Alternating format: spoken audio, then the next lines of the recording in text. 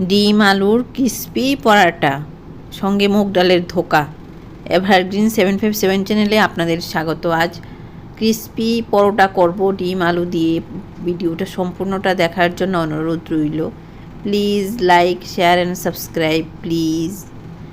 এর জন্য প্রধান উপকরণ নিয়েছি আলু খোসা ছাড়িয়ে জারের মধ্যে নিয়ে নিচ্ছি, দুটো আলু, ডিম, পোলট্রি ডিম এভাবে দিয়ে দিলাম। এখন এটা মেশিনে পেস্ট করে নেব। কাঁচা লঙ্কাও দিলাম, মেশিনে এটা পেস্ট হয়ে গেছে। ডিম আলু লিকুইড হয়ে গেছে। আটা নিয়েছি, আটাতে নুন দিচ্ছি এই পরিমাণে, হলুদ দিচ্ছি এই পরিমাণে, তাহলে হলুদ দেখা যাবে পরোটাটা। চিনি দেব, হাফ চামচ চিনি। সব শুকনো উপকরণ মিশিয়ে নিচ্ছি। শুকনো উপকরণগুলি মিশিয়ে নিতে হবে প্রথমে, জল দেওয়ার আগে, তেল দেওয়ার আগে। সব কিছু মিশিয়ে নেওয়ার পর রাইস ব্র্যান অয়েল বা সানফ্লাওয়ার অয়েল, যে কোনো সাদা তেল দিলেই হয়। আমি রাইস ব্র্যান অয়েল দিলাম। তেলটা মিশিয়ে নিচ্ছি, তাহলে ক্রিস্পি হবে পরোটাটা। 4 চামচ তেল এখানে আছে, টেবিল চামচে 4 চামচ তেলটাই মিশিয়ে নিলাম আটার সাথে। এখন ডিম আর আলুর যে লিকুইড ব্যাটারটা এখন আটার মধ্যে দিয়ে দিচ্ছি। এই ডিম আলুর ব্যাটারটা দিয়ে আটাটার একটা মণ্ড তৈরি করব। আস্তে আস্তে ডিম আলুর ব্যাটারটা দিতে হবে, বেশি দিয়ে দিলে লিকুইড তো ভালো করে মণ্ডটা তৈরি হবে না। এর জন্য অল্প অল্প করে দিয়ে আটার একটা মণ্ড তৈরি করতে হবে। এভাবে আটার মণ্ডটা তৈরি করলাম।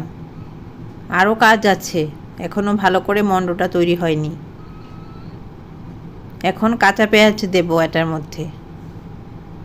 পরোটা হবে, পরোটাটা পেঁয়াজ দিয়ে হচ্ছে। ডিম, আলু, পেঁয়াজ, আটা দিয়ে মণ্ডটা তৈরি করছি।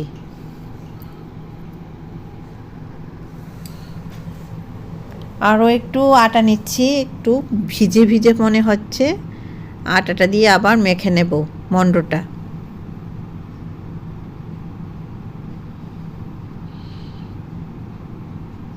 এভাবে সুন্দর করে মেখে নিলাম। সুন্দর একটা মণ্ড তৈরি হয়েছে। 30 মিনিটের জন্য ঢাকা দিয়ে রাখলাম। 30 মিনিট পর মণ্ডটাকে আবার হাতে নিয়ে মেখে নিচ্ছি। এভাবে একটু মেখে নিতে হবে। তারপর লেচি বের করব। লেচিগুলি বের করে নেব। প্রথম হাফ করে নিলাম, তারপর আবার ছোট ছোট লেচি করব। আটা হাতে নিয়ে এভাবে করছি।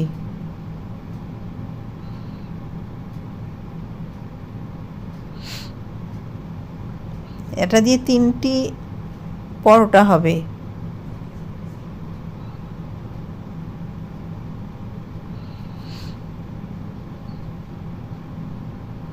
এভাবে সব গুছিয়ে নিলাম। চাকিতে নিয়ে পরোটার আকারে তৈরি করছি।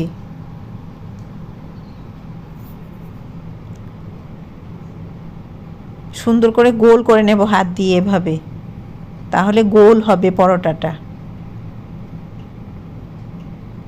তাওয়া অনেকক্ষণ আগে গরম করেছি, তারপর রাইস ব্র্যান অয়েল দিয়ে পরোটাটা দিয়ে দিলাম। এখন উল্টিয়ে দিলাম।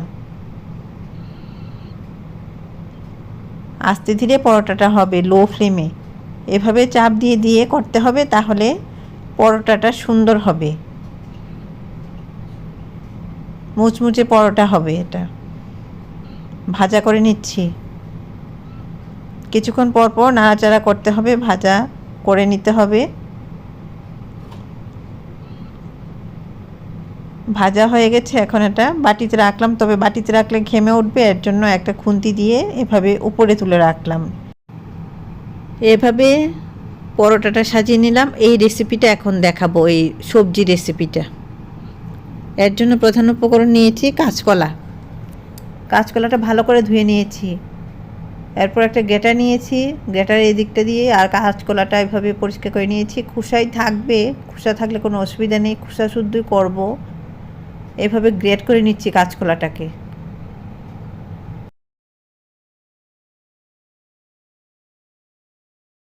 এটা তো কলা দিয়ে বড়াটা তৈরি করব, কাঁচকলার বড়া। দেখবে কি করব।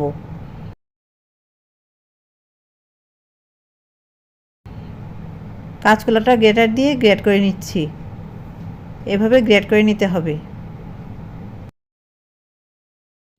কাঁচকলাটা গ্রেটার দিয়ে গ্রেট করে নিলাম। এতটুকু আদা গ্রেটার দিয়ে গ্রেট করে দিচ্ছি। আদাটা দেওয়ার কথা মনে রাখতে হবে। আদাটা দিলে রেসিপিটা খুব টেস্ট হবে। মুগ ডালটা 1 ঘন্টা আগে ধুয়ে ভিজিয়েছিলাম, নরম হয়ে আছে। আর এটা ডিম আলুর ব্যাটারের জারের মধ্যে মুগ ডালটা জল ঝরিয়ে নিয়ে নিচ্ছি। সবগুলি মুগ ডাল, এখানে 50 গ্রামের মতো মুগ ডাল আছে। কাঁচা লঙ্কাও দিলাম। গোটা জিরে দিয়ে দিচ্ছি মশলা হিসেবে। ধনে, মৌরি, এগুলি মুগ ডালের সাথে পেস্ট হবে মেশিনে, শিলনোড়ায়ও করা যায়। মশলাটা আর মুগ ডালটা পেস্ট হয়ে গেছে। একটা বাটিতে নিয়ে নিলাম মুগ ডালের পেস্ট। গ্রেট করা কাঁচকলা মুগ ডালের ব্যাটারের মধ্যে দিয়ে দিলাম। মুগ ডালের ব্যাটার আর কাঁচকলার মধ্যে নুন দিলাম, হলুদ দিলাম। এখন মুগ ডালের সাথে সব মশলাও দেওয়া হয়েছে আর গ্রেটার দিয়ে গ্রেট করা কাঁচকলাটাও মিশিয়ে নিচ্ছি মুগ ডালের সাথে। এভাবে সুন্দর একটা ব্যাটার তৈরি হলো মুগ ডালের। কড়াইটা গরম করে কড়াইতে রাইস ব্র্যান অয়েল দিয়ে দিলাম। তেলটা গরম হবে। কড়াইটা গরম করেছি লো ফ্লেমে। এখন ওই যে মুগ ডাল আর কাঁচকলার ব্যাটারটা এখানে দিয়ে দিলাম। গরম কড়াইতে রাইস ব্র্যান অয়েল দিয়েছি, তেল গরম হয়েছে, কড়াই গরম হয়েছে। মুগ ডাল আর কাঁচকলার ব্যাটারটা এভাবে গুছিয়ে দিয়ে দিলাম। লো ফ্লেমে রাখতে হবে, মনে রাখতে হবে, না হলে পুড়ে যাবে। কাঁচকলাটা সেদ্ধ হবে না, মুগ ডাল সেদ্ধ হবে না। লো ফ্লেম দিয়ে ঢাকা দিয়ে রাখবো। গুছিয়ে নিচ্ছি, এভাবে ঢাকা দিয়ে রাখবো। 5 মিনিট পর দেখে নেব এই যে সুন্দরভাবে হয়েছে। এখন উল্টিয়ে দেবো এভাবে, এইভাবে। খুব সুন্দর হয়েছে মুগ ডাল আর কাঁচকলার সুন্দর বড়া। আলু নিয়েছি, রান্নাতে দেব। আলুতে নুন দিচ্ছি, সেদ্ধ করব আলুগুলি। ঢাকা দিয়ে দিলাম। এদিকে মুগ ডাল আর কাঁচকলার বড়াটা বড় করে করেছি যে, এটা উল্টিয়ে দিচ্ছি। এটা আলাদা শুধু ভাজা করে খাওয়া যায়। এই যে সুন্দর ভাজা হয়েছে। গরম ভাতে এটা পিস করে নিলে ভালোভাবে খাওয়া যাবে, কারণ এটা মুগ ডালের মশলা দেওয়া। কাঁচকলা সুন্দর করে প্লেটে নিয়ে নিলাম। ঠান্ডা হবে এটা। এই ফ্লেমে আলুগুলি সেদ্ধ হচ্ছে। এটা ঠান্ডা হয়েছে, এখন ছুরি দিয়ে কেটে নিচ্ছি বরফি আকারে।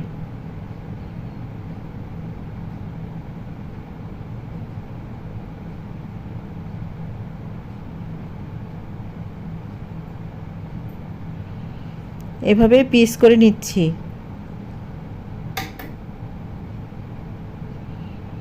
পিসগুলি কিন্তু এই যে দুবার করে কাটতে হবে, কারণ কাঁচকলার খোসাটা থাকতে পারে, একটু আটকে থাকে। এটা এভাবে করে নিলে ছেড়ে দেয়। এদিকটা হয়েছে, আবার ওদিকটা ঘুরিয়ে বরফি আকারে পিস করে নেব।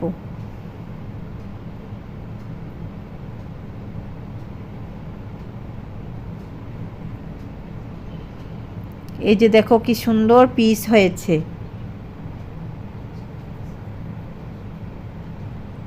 এভাবে মুগ ডাল আর কাঁচকলা দিয়ে সুন্দর রান্না করা যায়। আলুগুলি নরম হয়ে গেছে, এখন ফ্লেমটা অফ করে দিলাম। কড়াইতে তেল দিয়েছি, লঙ্কাটা কেটে দিয়েছি, না হলে ফেটে চোখে এসে পড়বে। লঙ্কাটা ভাজা হয়েছে, এখন গোটা জিরে তেলের মধ্যে দিয়ে দিলাম। গোটা জিরেটা লাইট ব্রাউন হয়েছে, সুন্দর সেন্ট বেরিয়েছে গোটা জিরের। এখন আলু যে সেদ্ধ করেছিলাম এগুলি দিয়ে দিলাম জল সমেত, জলটা আলুর সাথেই ছিল। এখানে মশলার সাথে আলুটা মিশিয়ে নিলাম, নুনটা দেখে নিলাম কীরকম লাগবে, হলুদ দিয়ে দিচ্ছি, নুনও লাগবে, নুনও দিয়ে দিলাম। কাশ্মীরি লঙ্কার গুঁড়ো দেব রঙের জন্য, টেস্টের জন্য। মিশিয়ে নেব। পাকা টমেটো বিচি ফেলে দিয়ে কেটে দিয়ে দিলাম। পোস্টেড গ্ল্যান্ডের জন্য টমেটো খাবেন। গরম জল দিয়ে দিলাম ফ্লাস্ক থেকে ঝোলের জন্য।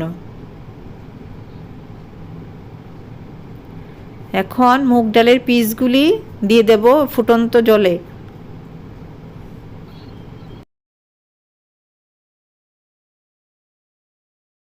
ভালো লাগলে মোবাইলে লাইক করো, সাবস্ক্রাইব করো, বেল আইকনটা প্রেস করো, তাহলে নতুন রান্নার নোটিফিকেশান সবার আগে আপনার মোবাইলে পৌঁছে যাবে।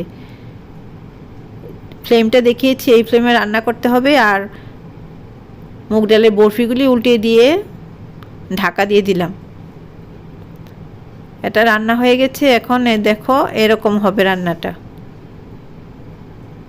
এই যে মাখো মাখো। আপনারা এটা রান্না করে খাবেন আমার ইচ্ছে। দেখুন কি সুন্দর হয়েছে। ভালো থাকুন, সুস্থ থাকুন, ধন্যবাদ।